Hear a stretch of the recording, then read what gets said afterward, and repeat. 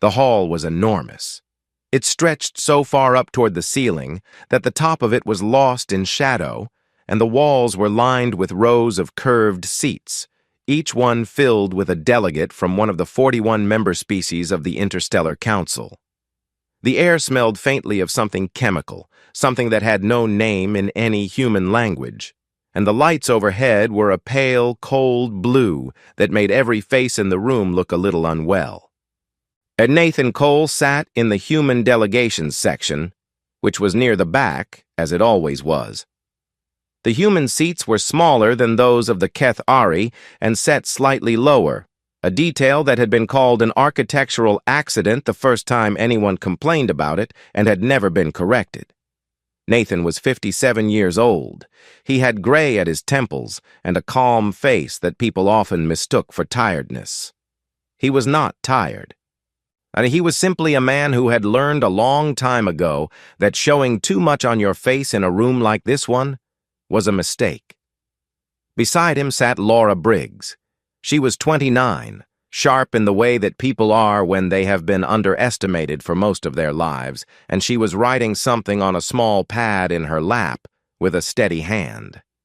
She had not looked up since the session started. The Keth Ari delegate, Vreth Un, was speaking, so he always spoke as though he expected to be interrupted and was already annoyed about it. He was tall, pale-skinned, with long fingers that moved constantly when he talked, tapping the air to mark his points. He was the senior speaker of the council, and he had held that role for 11 years, and in all that time he had never said a kind word about humanity in any official record. The item on the table was a human proposal. It had been submitted 6 weeks earlier by Nathan's office, and it was a framework for emergency aid to the Duvari border worlds, where 2 council species had been fighting a slow war for 9 years, and where the civilian population, which belonged to neither species, had been largely abandoned. The proposal asked the council to establish a shared relief fund and a neutral medical presence. It was 40 pages long. It had taken 8 months to write. Vreth Un had been speaking about it for 4 minutes. He called it sentimental. That he called it an example of human government's confusing emotion with policy. He said, with a thin smile that got a ripple of laughter from several delegations, that it was a touching reminder of why humanity had never been given a seat on any of the council's senior committees. The laughter was not cruel exactly. It was the kind of laughter that happens when a group of people have agreed, without ever saying so out loud, that a certain other group does not quite count. Nathan listened to all of it. His expression did not change. When Vreth Un finished, the floor was opened for response. Nathan stood up. The room did not go quiet immediately. A few delegates were still murmuring to each other, and one group near the left wall was not paying attention at all. Nathan waited until the noise settled on its own. Then he straightened his jacket, reached into the front pocket, and took out a small data chip. It was gray and unremarkable, the kind used for standard file transfers. He walked to the central dais. It was a raised platform at the center of the floor, ringed by recording equipment where official declarations were made. It was not usually where a junior delegation's ambassador went to speak. Nathan stepped up onto it anyway. He placed the chip on the surface of the dais. He folded his hands in front of him. He said, in a clear and even voice, that humanity was formally withdrawing its membership from the Interstellar Council. The withdrawal would take effect in 30 standard days, in accordance with Article 9 of the Council Charter. All human diplomatic staff, military liaisons, engineering personnel, and contracted workers would be recalled to human-administered space within that window. The embassy offices on Verath Prime would be vacated and returned to council property management in good condition. And he thanked the council for 60 years of membership. He stepped down from the dais and walked back to his seat. There was a pause of about 3 seconds. Then the room broke into laughter, not the polite, dismissive kind from before. This was genuine, open, wide laughter. Delegates leaned over to each other and exchanged words. Vreth Un actually held one long hand over his mouth, which was the Keth-Ari equivalent of grinning. A delegate from the Shorvani section, and a quieter species who usually kept to themselves, did not laugh, but most of the others did. Someone near the back called out something that the translation system rendered as, "The short ones are having feelings again," and that got a second wave of laughter. Nathan sat down. Laura had stopped writing. She was looking at the room with an expression that was very still and very flat, the kind of expression that takes effort to hold. "They're not going to take it seriously," she said quietly. No," Nathan said. "Does it matter?" Nathan looked at the data chip still sitting on the dais. No one had picked it up. It sat there small and plain under the cold blue lights while the laughter continued around it. "Not even a little," he said. The session chair eventually called the room to order and moved on to the next item. The human withdrawal was not debated. It was not put to a vote. It was not assigned to a committee. It was, for all practical purposes, treated as a joke that had already run its course. By the time the session ended, 2 alien news networks had already filed brief, amused reports. One described it as a theatrical display from the Council's least consequential member species. The other simply used a phrase that translated loosely as crying and leaving. Nathan spent the rest of the afternoon in the embassy. He sat at his desk, wrote a short message, encrypted it with a standard diplomatic key, and sent it on a direct channel back to Earth. The message was not long. It said that the announcement had been made and received as expected. It said the 30-day clock had started.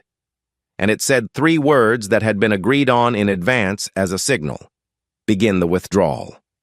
Then he stood up, put on his coat, and went to help Laura carry files to the packing crates. They worked quietly and without hurry, the way people do when they have already made up their minds about something and there is nothing left to decide, only work left to finish. Outside the windows of the embassy, the station turned slowly against the stars, and the council's great hall blazed with light, full of species who had spent the evening laughing and had not yet begun to wonder what exactly they had just agreed to lose. Carl Avery was not a dramatic man. He ran the Human Logistics and Integration Bureau from a mid-sized office in Columbus, Ohio, on the 4th floor of a building that had a broken elevator and a coffee machine that only worked if you hit it on the left side. He wore plain shirts and kept his desk very clean, and when people asked him what he did for a living, he usually said coordination work, because explaining the real answer took too long. On the morning after Nathan Cole's announcement, Carl arrived at his office at 7:45, hit the coffee machine on the left side, poured himself a cup, sat down at his desk, and opened the withdrawal checklist. It was very long. It had taken his team 4 years to build, not because the work was complicated in any single part, but because humanity had been quietly woven into the Council's infrastructure for 6 decades, and unwinding that required care. You could not simply pull a thread. You had to find every place it connected to something else first, or you would cause damage. Carl's team had been meticulous about this. They had mapped every connection. They knew exactly what they were doing and exactly what order to do it in. Carl circled the first item on the list and got to work. Across human space, others were doing the same.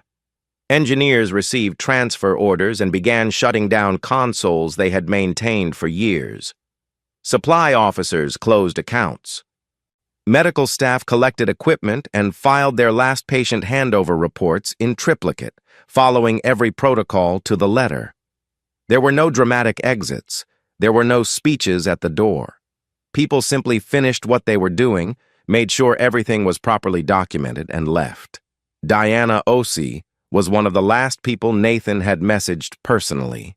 She ran the Deep Space Relay Division, which was responsible for 94 communications arrays spread across the Outer Council territories.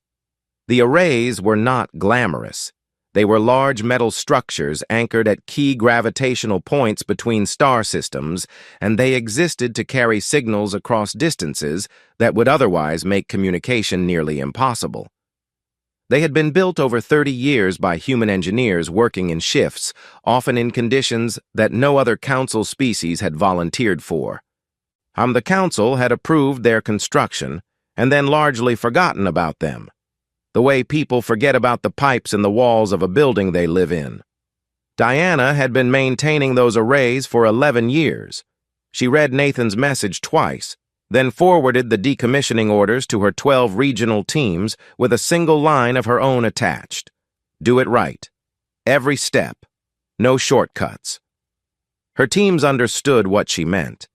It was not about making the council suffer.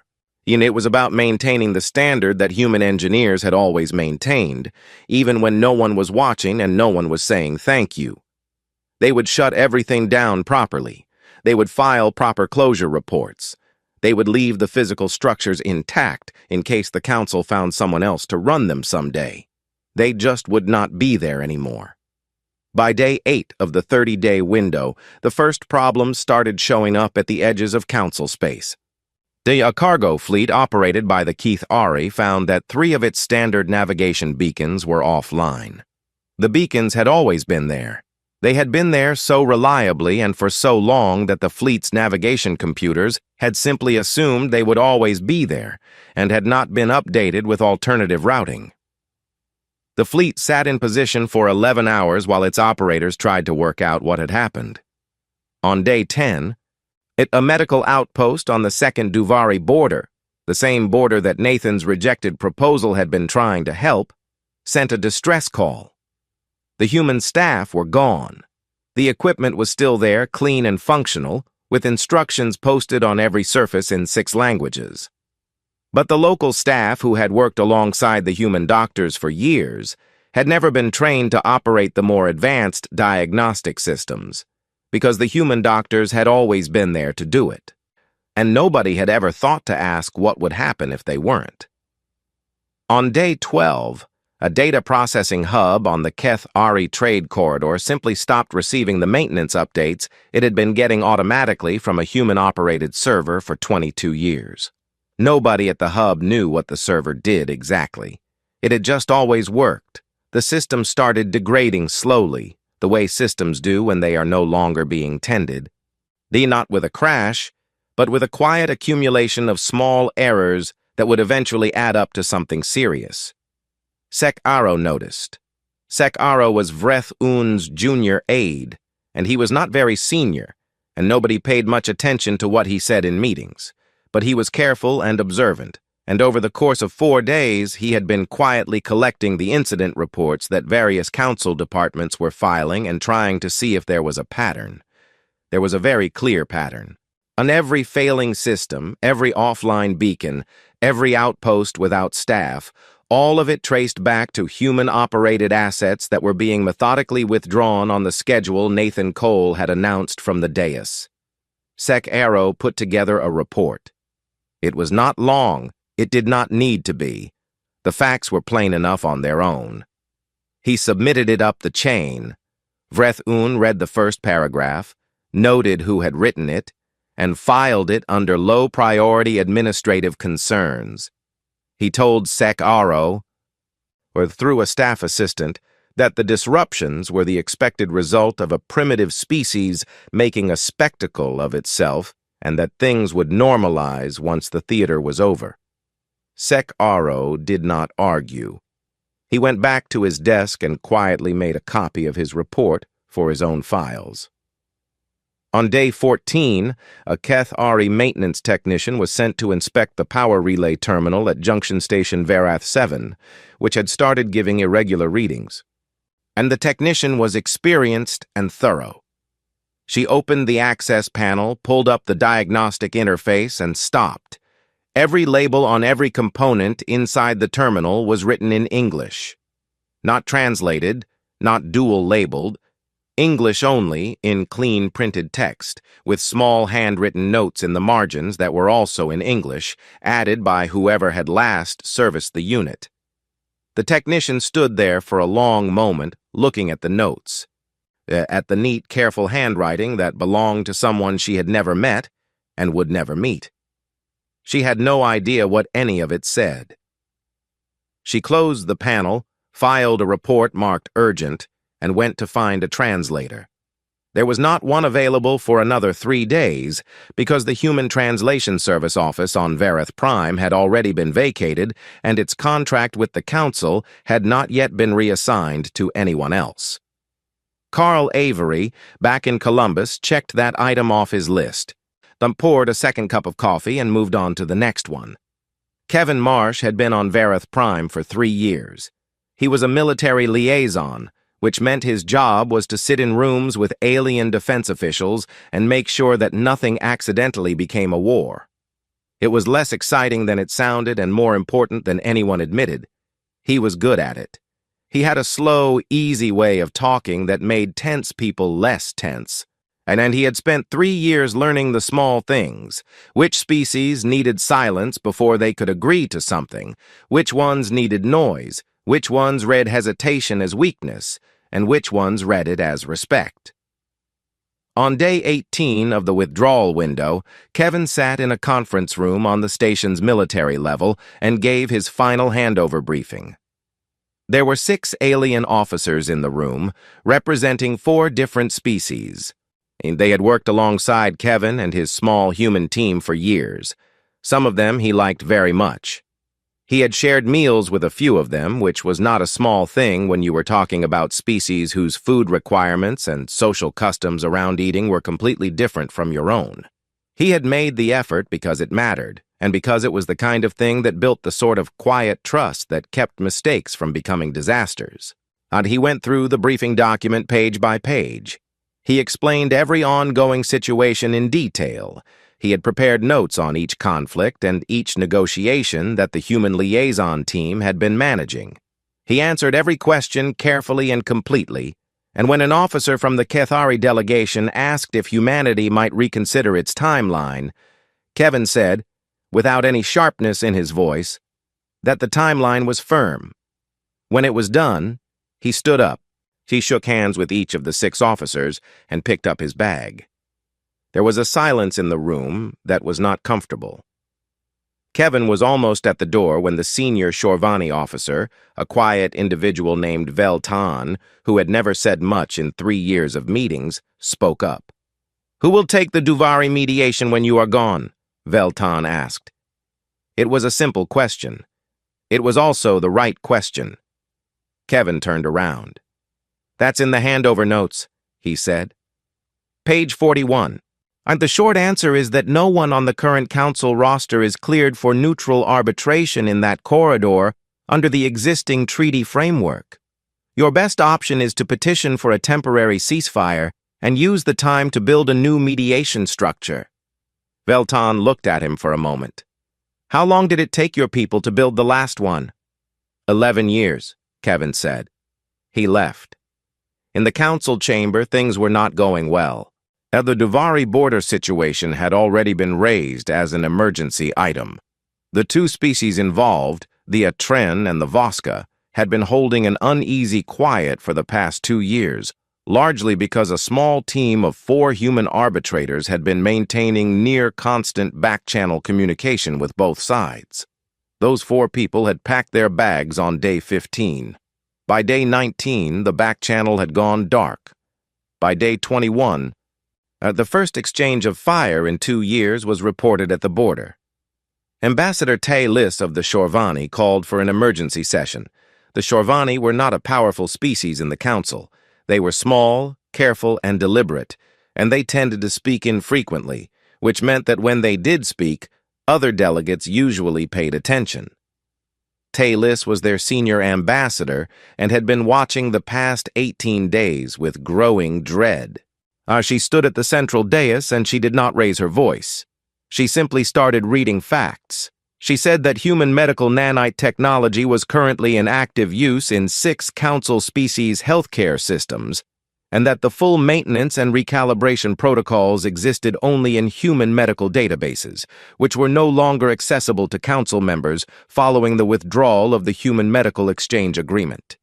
She said that the universal translation matrix used by the council's own communication systems had been designed and built by a team of human linguists over 20 years, and that the ongoing updates and error corrections for that system had been provided by a human language bureau that had now closed its council contracts. She said that the fastest and most reliable hyperspace corridor in the Eastern Arm, the one used by 40% of council trade traffic, had been charted by a human survey team operating out of a ship registered to a city called Billings, Montana, and that the corridor's safety monitoring was handled by a human-operated station that had just filed its closure report. She went on for a while. The chamber was quieter than it usually was. The Vreth-Un listened to all of it with the expression of someone who had been told their house was on fire and had decided that the correct response was to question the reliability of the smoke. When Talis finished, he stood and said that the Shorvani ambassador was overstating the situation, that the council had 40 other member species and sufficient internal capacity to manage any disruptions caused by the departure of one minor member, and that it would not be appropriate to treat a diplomatic tantrum as though it were a genuine crisis. 5 other delegations nodded along. 2 did not. The vote to formally accept humanity's withdrawal from the council was called 2 days later. It passed 14-2. The 2 votes against were Shorvani and a small species called the Hivari, who had not said much during the debate, but who had been taking very careful notes. Vreth-Un announced the result with the tone of someone closing a minor administrative matter. Nathan Cole was not in the chamber for the vote. He was already on a transport ship, 2 days out from Vareth Prime, sitting near a window in the common area with a cup of tea that had gone cold while he was thinking.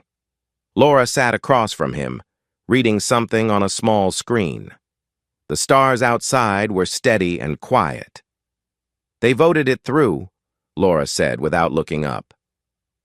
She had been tracking the session remotely. I know, Nathan said, 14-2. I know. She looked up at him. Are you okay? Nathan looked at the cold tea in his hands. He thought about 60 years. He thought about 40 pages of careful, honest work laughed out of a chamber.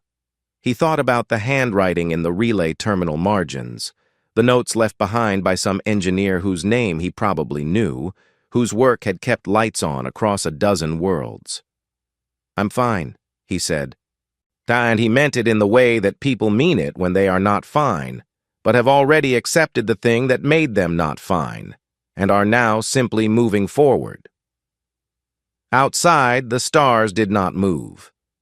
The transport moved through them, steady and quiet, heading home. On the morning of day 31, Claire Donovan held a press conference. It was not in a grand hall. It was in a mid-sized room in a government building in Washington, and with a plain backdrop and a podium and about 60 journalists, some in person and some appearing on screens along the side wall. Claire was the Secretary of Interstellar Affairs, and she had been in that role for 9 years, and she was the person who had designed the withdrawal strategy from the beginning. Not the announcement, not the packing of boxes, the whole thing. The 4 years of preparation, the careful mapping of every human asset in council space, the quiet, unhurried decision that if the council would not treat humanity as an equal, then humanity would simply stop propping the council up. She stood at the podium, and she spoke plainly. She said that humanity's formal membership in the Interstellar Council had now ended. She said that all human personnel had been safely recalled and were either home or in transit.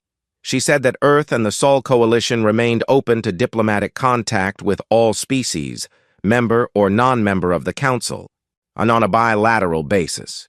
She said that humanity wished the Council well, sincerely, and had no interest in its failure. A journalist near the front asked if this was a victory. Claire thought about that for a moment. We did what was right for our people, she said. I'll leave it to historians to decide what to call it. She took 3 more questions, thanked the room, and left. Ben Hartley was in the back row. He was 26 years old and worked for a mid-sized independent news outlet, and he had been embedded with the government press pool for the past 2 weeks following the story. He was not the most experienced journalist in the room, but he was the one who, that evening, filed a piece that would eventually be read by more people than almost anything written that year. He called it Day 31. It was not about politics. It was about what he saw after the press conference, walking around the city. He wrote about a woman in a bakery in Northwest Washington who was frosting a cake and listening to the radio at low volume. He wrote about 2 kids on bikes near a school that had let out early, racing each other down a side street with no particular destination. He wrote about a man sitting outside a repair shop in the afternoon sun, drinking something from a thermos and watching traffic with the unhurried expression of someone who had nowhere urgent to be. He wrote, "Nobody was celebrating. Nobody was angry. The sun was out, and it was an ordinary Tuesday, and the people of Earth were simply living their lives, the way they always had, on a planet that had never needed the Council's approval to keep turning. It went everywhere. Meanwhile, the Council's situation was getting worse in the way that slow problems get worse, not with a single loud crack, but with 100 small ones, each one easy to explain away on its own, impossible to ignore together. The medical crisis on the Keth Ari colony world of Varshet had started as a respiratory illness that affected about 300 people. It was not a dangerous disease by human standards. Humans had encountered a nearly identical pathogen 40 years earlier on a shared research station, had documented it thoroughly, and had developed a straightforward treatment protocol that was sitting in a database that was no longer accessible to Council medical teams. The Keth Ari had their own doctors and their own medical systems.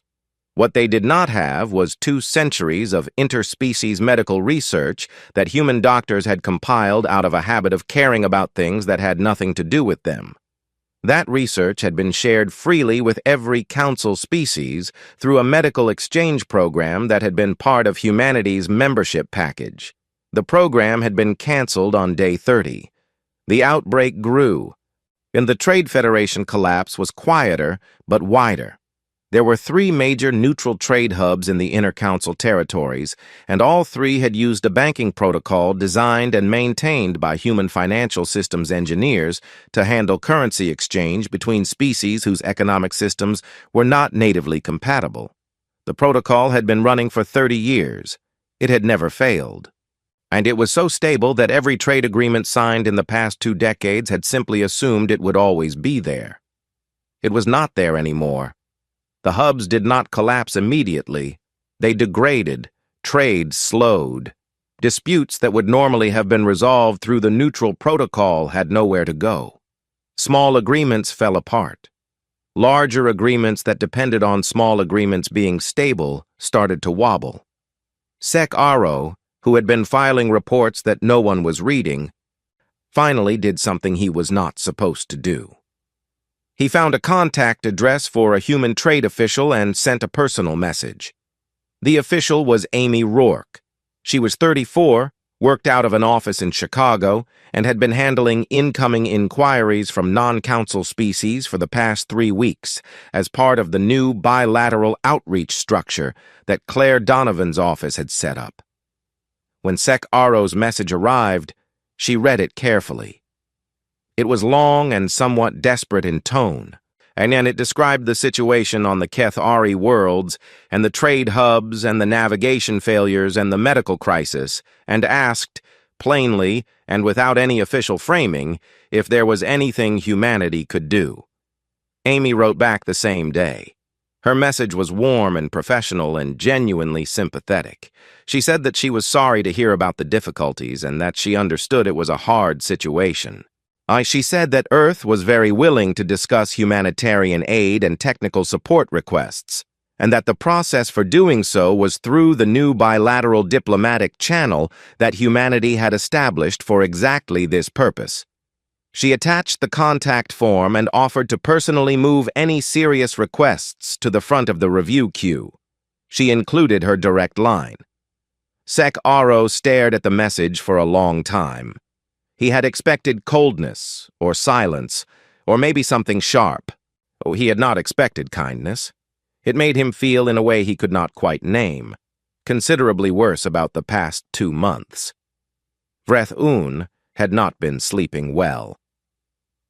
On the evening of day 38, he sat in his private office and opened a file that had been submitted to his desk every year for 60 years as part of humanity's routine membership review. It documented all human contributions to the Council. Every project, every program, every service provided, every piece of infrastructure built or maintained. It was 14,000 pages long. He had never read it. None of the senior council members had. It had been filed, acknowledged with an automated receipt, and archived. Every year for 60 years. Vreth-Un read for 3 hours without stopping. Then he sat back in his chair and looked at the wall for a very long time. Outside his window, Vareth Prime turned in the dark. See, its lights a little dimmer than usual because 2 of the power relay terminals at junction Varath 7 and Varath 11 were still running on reduced capacity, while the Council waited for a maintenance team that knew what to do with English language wiring diagrams. The stars were the same as they had always been, but they felt somehow further away than they used to. Helix 7 was a neutral station. It had been built 40 years ago as a waypoint between 3 separate territorial zones. And nobody had ever gotten around to arguing about who owned it, so it had stayed neutral by default and gradually become the place where conversations happened that couldn't happen anywhere else. It smelled like recycled air and machine oil and the faint trace of 100 different kinds of food from 100 different kitchens, and its corridors were always a little too busy and a little too loud, and it was, in its own strange way, one of the most honest places in known space. Now, the council delegation arrived first. There were 11 of them. They came in formal dress, with full ceremonial markings and official seals on their travel documents, and they brought a support staff of 9 and 3 separate recording teams, because the Kethari in particular believed that important meetings should be documented in a way that reflected their importance. They filled the station's main conference suite completely. Humanity's delegation arrived 4 hours later. There were 3 of them, Claire Donovan, Amy Rourke, and Nathan Cole, who had technically retired 2 weeks earlier and was officially present as an observer and unofficially present because Claire had called him and said it would mean something, and he had agreed because she was right. They had one assistant between them, a quiet young man named Pete, who carried a single bag and said almost nothing. When the 2 sides sat down across from each other at the conference table, there was a moment of adjustment on the council side. 11 people and their support staff had expected a larger counterpart. They had prepared for a larger counterpart. The sight of 3 people, one of whom was retired, sitting down and arranging themselves with calm, unhurried ease, seemed to throw the room's balance off in a way that was hard to name. Vreth-Un opened the proceedings. He had clearly prepared for this. He spoke carefully, without his usual sharpness. And he laid out the Council's offer in a measured and thorough way. Humanity would be welcomed back as a full member. Its status would be elevated to a senior-tier membership, which came with a larger delegation seat allocation, a position on 2 senior advisory committees, and a formal letter of recognition for 6 decades of contribution. The Council acknowledged that the withdrawal had highlighted certain dependencies that needed to be reviewed, and it was committed to conducting that review through proper channels.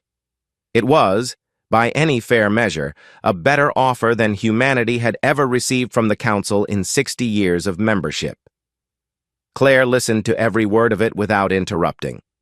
When Vreth-Un finished, she nodded once, to show she had heard him, and then she reached into the bag that Pete had placed beside her chair, and she took out a document, and she slid it across the table. "Our counter-proposal," she said. Vreth-Un picked it up. He read the first page. He read the second page. The room stayed quiet. The document did not ask for revenge. It did not ask for ceremonies or elevated titles or symbolic letters. It asked for three things, clearly and specifically. First, it asked for equal vote weighting for all member species on all council decisions, replacing the current system that effectively gave the Keth Ari and two other large species veto power over everything that mattered. Second, it asked for a mandatory annual review of all member contributions to council infrastructure, conducted publicly and put into the formal record, so that what had happened over the past 6 decades, a full accounting filed every year and never once read, could not happen again. Third, it asked for a humanitarian charter with actual enforcement capacity, covering all inhabited worlds in council space regardless of their membership status, including border worlds that happened to be caught between other people's wars.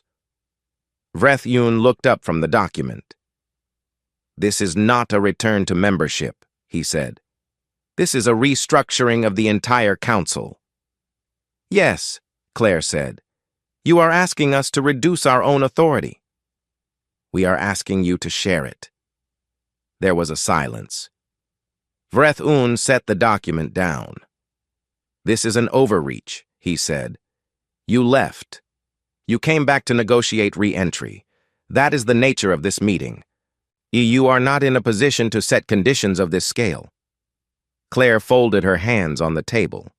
She did not lean forward. She did not raise her voice. She simply looked at him with the steady, unhurried patience of someone who did not need the other person to agree immediately or even soon. "With respect," she said, "we left once. We are not afraid to decline again." The silence that followed was different from the first one. It was the silence of a room in which everyone was doing math, and Amy sat very still beside Claire. She had spent the past 2 months answering desperate messages from Sec Aero and a dozen other mid-level council officials who had all eventually found her contact address through one channel or another. She had been kind and professional and helpful in every reply, and she had moved none of those requests forward faster than the process allowed.